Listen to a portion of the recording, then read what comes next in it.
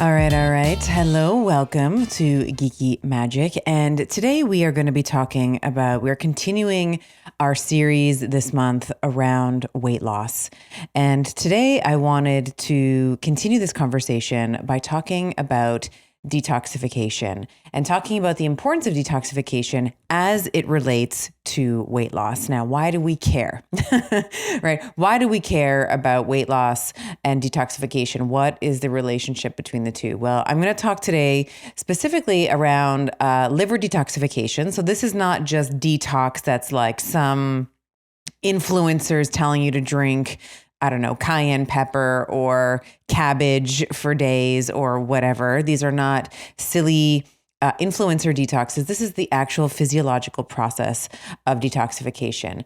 And why this is important, specifically if you are a woman, is this is going to optimize, obviously, your liver function and your metabolism. It's going to aid in sex steroid metabolism. And it's also going to help you if you are someone who is trying, let's say, the ketogenic diet or any diet for that matter. It is going to, in its ability to augment and upregulate sex steroid metabolism like estrogen, which we're going to talk a lot about today, that is going to help you reduce adiposity. And it's also going to help augment the function of your thyroid, which is also a really important metabolic gland, particularly when we're thinking about weight loss. And metabolism in general, but specifically, I know we're talking about weight loss, so we're going to talk about this in the context of weight loss today. So a couple things. First, we're going to talk about hydroxylation, conjugation, elimination. Oh my, we're talking about the 3 phases of liver detoxification. And basically, the big 30,000 foot view from the trees is that we have all sorts of things. We'll call them toxins. They can be endotoxins, exotoxins. They can be sex steroids like estrogens. And the liver's job is to basically take these toxins, whether they're fat soluble, and then to make them less fat soluble. And actually the end product is so that they become water soluble so that we can excrete and get rid of them. Couple of required nutrients, and we'll talk a little bit about this. In order for detoxification to occur appropriately, you need the full spectrum B vitamins, but in particular, we need riboflavin, niacin, vitamin B6, vitamin B12. We need folate. We need other nutrients like glutathione, flavonoids, phospholipids, etc. in order for us to actually move through the first phase of detoxification. And that is called hydroxylation. And all that is really just adding an OH group, a hydroxy group, to the end of the molecule. So for example, if we look at estrogen, if we're going to maybe take let's actually use the example of estrogen all the way through, because estrogen for women and weight loss is very, very important. So when we're thinking about estrogens, of course, we have 3. You'll often hear me refer to them as estrogens, and that's not a mistake. There are 3. We have estradiol, or E2, which is the most abundant estrogen in women in their menstruating years. We have estrone, E1, which becomes more and more prominent for women in their perimenopausal and menopausal years. And then we have estriol. And so estriol is really more of an estrogen that we tend to see in pregnancy. So it's really E1 and E2, and I should maybe accurately denote it as E2 and E1 are the 2 estrogens that we're really concerned about when we're talking about metabolism in a woman, whether she is menstruating or not. And in this first phase of hydroxylation, we will have, for example, with estradiol, we will have 2 metabolites that can be hydroxylated. So we will have 2-hydroxyestradiol, which is often denoted as 2-OHE2, or 4-hydroxyestradiol, denoted as 4-OHE2. And then with estrone, 2-hydroxyestrone, 2-OHE1, and then 4-hydroxyestrone, which is 4-OHE1. And actually, estrone can also have another metabolite called 16-alpha hydroxyestrone as well. So all this to say, hydroxylation is just the addition of an OH group. Okay. So hydroxylated estrogens, first, I should say, this is facilitated by specific members of the P450 cytochrome P450 family of enzymes. And these hydroxylated estrogens are collectively known as catechol estrogens. And what's important here is that they can retain biological activity. So, pardon me, I have a little squeak of a cough getting over the vid, which I'll share in a future episode. My voice is just like almost one octave lower today. I don't know if you've noticed that, but I may cough and I may take a sip of my water, my bone broth, as we're talking here. So anyhow, so we have these hydroxylated estrogens that can retain their biological activity, and how they the bioactivity of these estrogens is dependent on the position of the added hydroxyl group. So, for example, there's a couple of different pathways that estrogen can go down. Some are more protective, we'll say, and others are less protective. They're more proliferative, and specifically with the 4-OH pathway, which we'll talk about, this can actually produce more DNA-damaging, quinone-forming byproducts that can just quicken the aging process for us and slow down detoxification. So just for my clinicians that are listening, your CYP1A1 is going to be the enzyme that produces 2-hydroxyestrogens. It is generally considered an estrogen antagonist. So this is where we are kind of getting into the weeds a little bit. I want to explain this in a way that everybody can understand. So when we say an estrogen antagonist, that means that it does not retain its ability to activate estrogen receptors. Okay, so this is why the 2-OH pathway is often called protective, because we don't always want estrogen activation, particularly when we talk about the 4-OH pathway. This is generally called an estrogen agonist, facilitated by the enzyme CYP1B1. It's generally considered deleterious, as I mentioned, DNA damaging, quinone forming, and it can retain the ability to activate estrogen in the breast. So it can become proliferative in the breast and shut down estrogen receptors in the bone. So that's like a no-no on both sides, right? So this is what we're talking about when we're talking about the first phase of detoxification, which is hydroxylation. We're going to talk about solutions in a moment. The second phase is conjugation. Okay, so conjugation, so after we have these catechol estrogens that have been formed through this cytochrome P450 metabolism, they're going to be subject to deactivation. So remember, we were talking about when we want to detoxify, we want to take compounds that cannot be excreted, that are not water soluble, and make them very water soluble. So this is what is the job of conjugation, these phase 2 conjugation enzymes. And so conjugation enzymes are going to, increase solubility. They're going to facilitate renal and biliary excretion. And there's there's a lot of different ways that we can go through conjugation. For those of you that are already like, this is way too technical, I hate this. Please stay here, stay with me. I promise the science. I promise you'll love the science as much as me if you listen to this a couple of times, but also to spare you all of the gory details. There's different ways that we can go through conjugation. One is methylation. You may have heard of that before. There's a very famous enzyme, MTHFR, that has become, sort of sounds like a swear word. I promise it's not.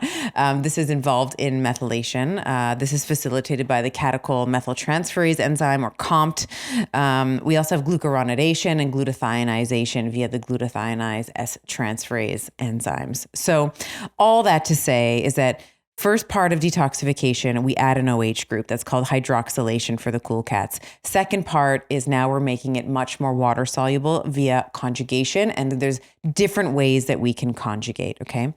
So sticking with this estrogen example. So we, for example, if we are looking at methylation in particular, and let's just pretend that 70% of our metabolites have gone down that 2-OH, that protective pathway, we can look at a secondary metabolite called 2-methoxyestrogen as it goes through detoxification, and compare that to 2-hydroxyestrogen to get a sense of, if you can, your methylation activity. So if one of the ways that you can infer methylation activity certainly is by doing genetic testing and looking at some of the genes that are involved in methylation. But if you do something like a Dutch test, you can certainly look at 2-methoxyestrogens and look at the comparison of that metabolite and see what that ratio looks like.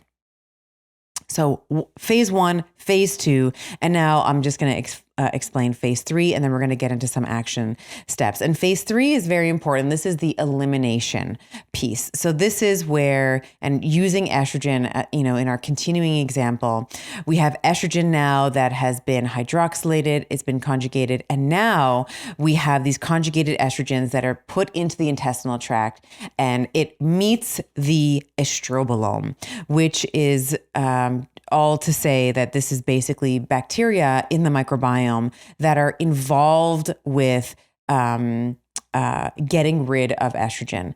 Now, depending on the levels of beta-glucuronidase, if you have high levels of this deconjugating bacteria, you can actually send these deconjugated estrogens back into the system via intestinal reabsorption. And now your levels of estrogen in this particular example are going to be elevated.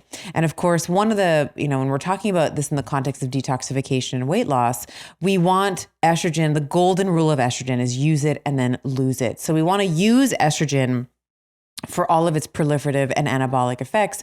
And then we want to get rid of it. We want to get rid of it via the estrobolome, and then of course out through fecal excretion, etc. But if you have gut dysbiosis, if you have high levels of beta-glucuronidase, you are going to reabsorb estrogen.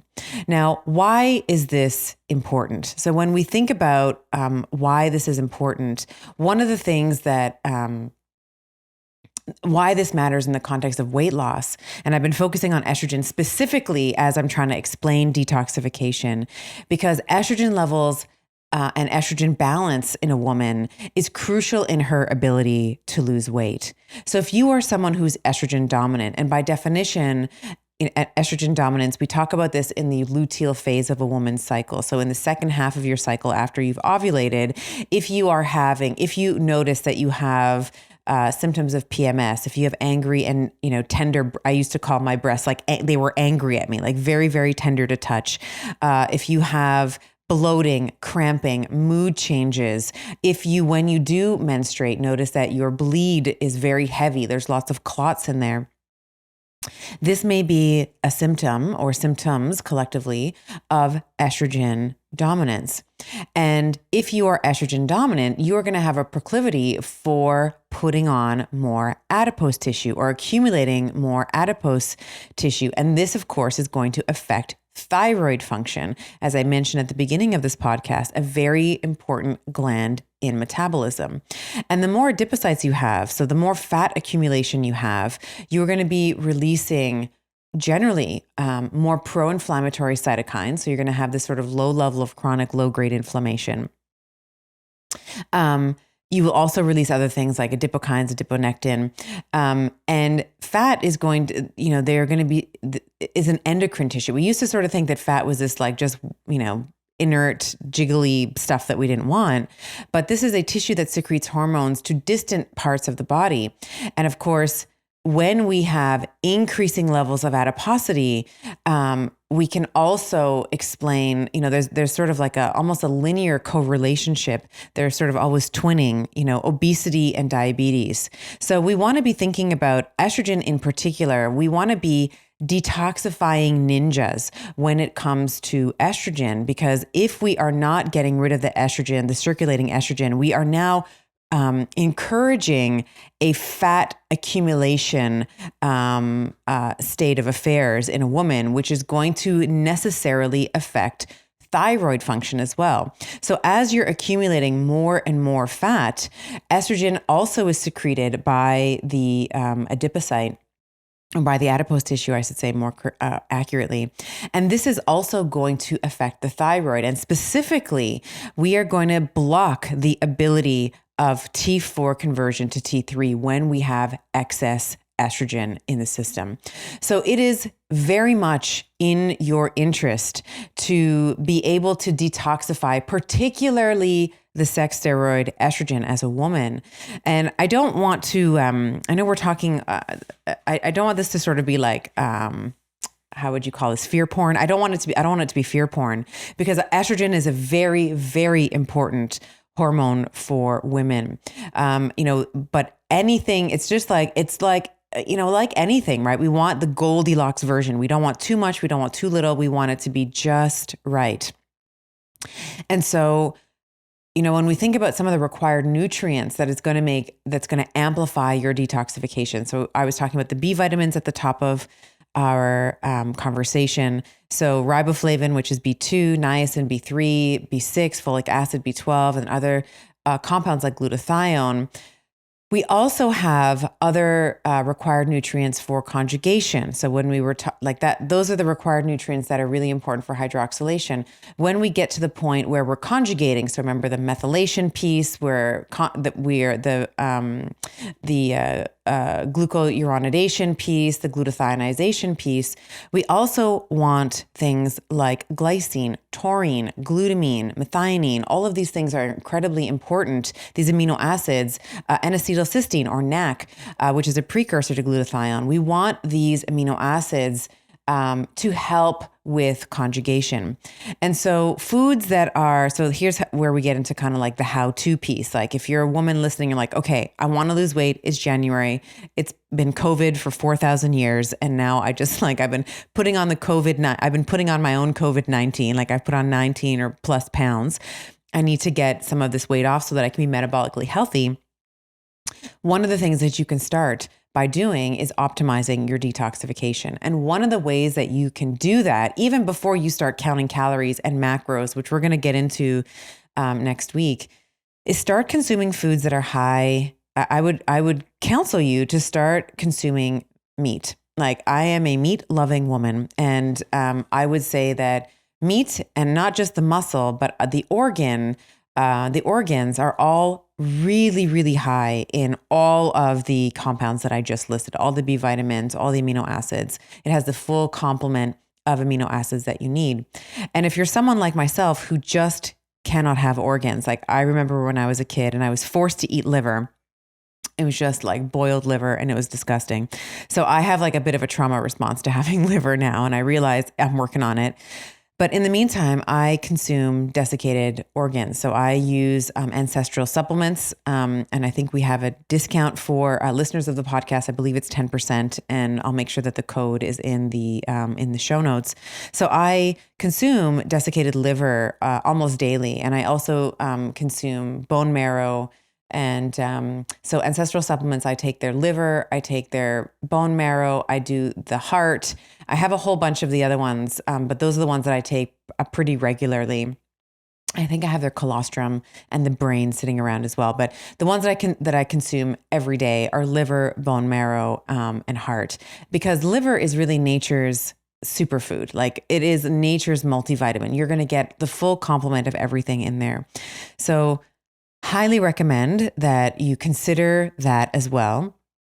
And this kind of gets into this conversation. Like we hear a lot about consuming cruciferous vegetables around upregulating estrogen detoxification. And I am completely in agreement with that. I think that consuming cruciferous vegetables like the broccoli, the cauliflower, the Brussels sprouts, those have been shown to actually pull estrogen detoxification, or estrogen metabolism, maybe more accurately said, down that 2-hydroxy pathway, that estrogen antagonist pathway. So it does not retain the ability to continue to activate the estrogen receptor. So consuming those foods are very important. But one of the things that we do want to be mindful of, particularly in some women, not all women, but some women, especially if you're consuming a lot of the Brussels sprouts and the broccoli seeds and things like that raw, is that can also have a deleterious effect in large quantities on thyroid function. So we want to be thinking about how we can consume more meat products, right? And when I say meat, I mean like the muscle, which is always delicious, always love it, but also the organ of the animal as well. And then how can we incorporate maybe lightly steamed cruciferous vegetables? One of my favorite ways actually to consume cabbage is sauerkraut. I probably have almost with every meal, like just a scoop of sauerkraut on the side. I just love it. And it's fermented as well. So that also changes some of the chemical constitution of it in that it doesn't have the same effect on the thyroid that maybe a raw cruciferous vegetable might. So we want to be thinking about having cruciferous vegetables that way.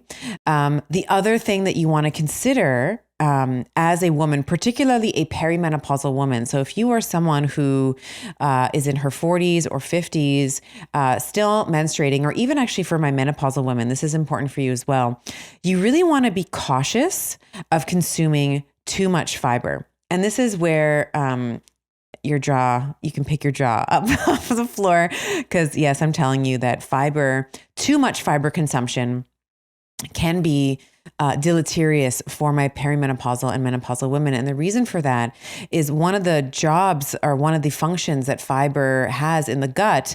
I mean, we've talked about all the benefits that fiber has in terms of, attracting water to the stool, softening the stool, all of that, cleaning the intestinal wall as it moves through. But one of the negative effects of consuming too much fiber is that it is also going to get rid of too much estrogen, right? So again, with that Goldilocks, we want not too much, not too little. We want it just right. If you're consuming massive quantities of fiber, you are also probably going to be you are probably driving your estrogen and your testosterone levels and progesterone levels so very low that now you're going to be getting the opposite, which is low estrogen symptoms. So we want to be thinking about moderating our fiber consumption as well.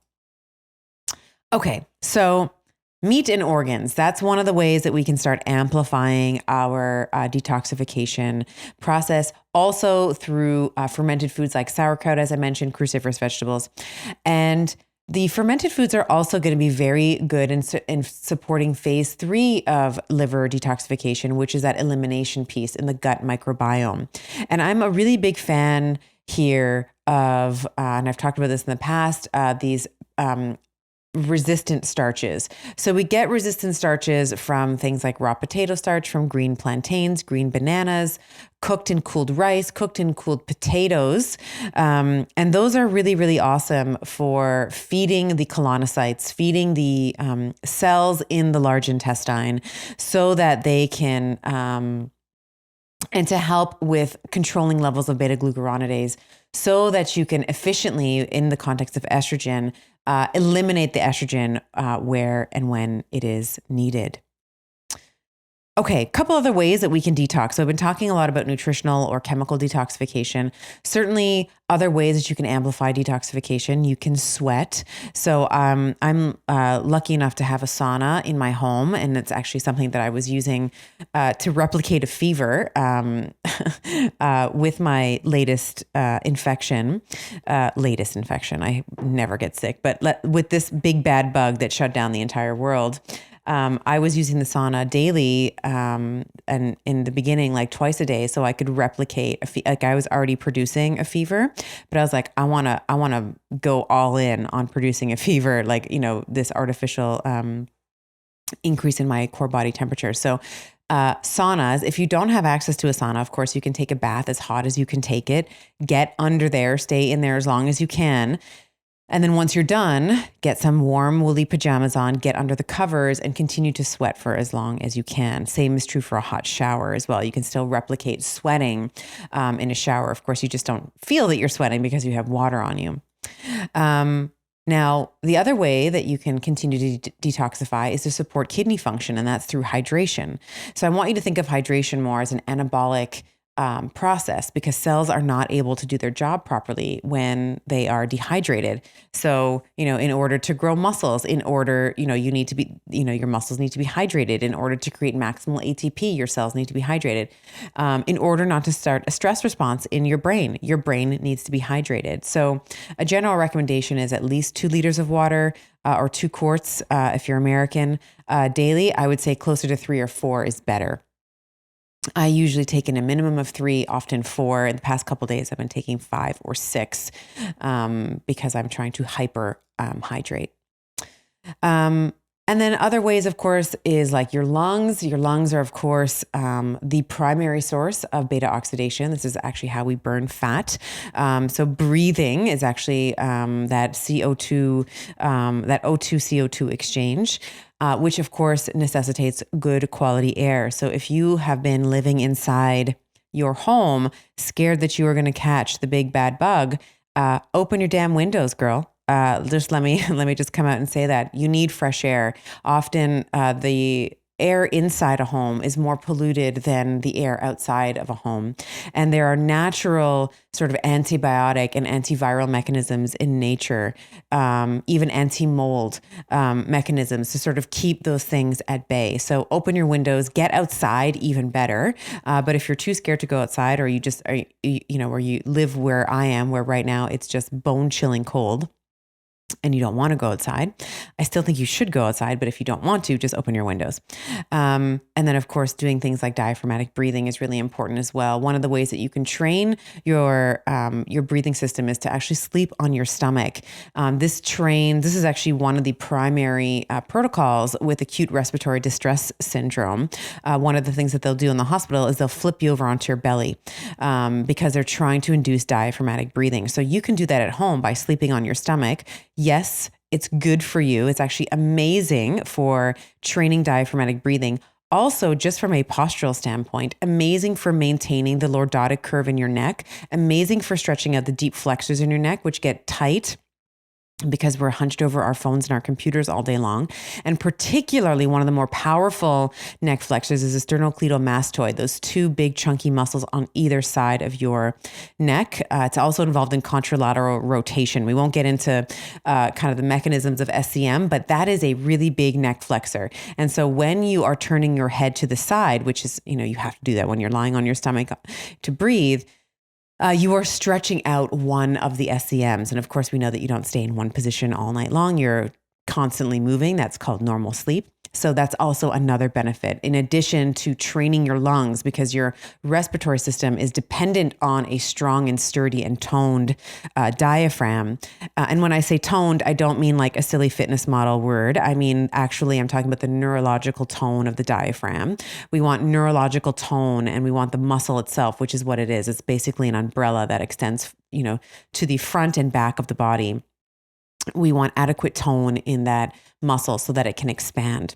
So sleep on your stomach to tone your diaphragm.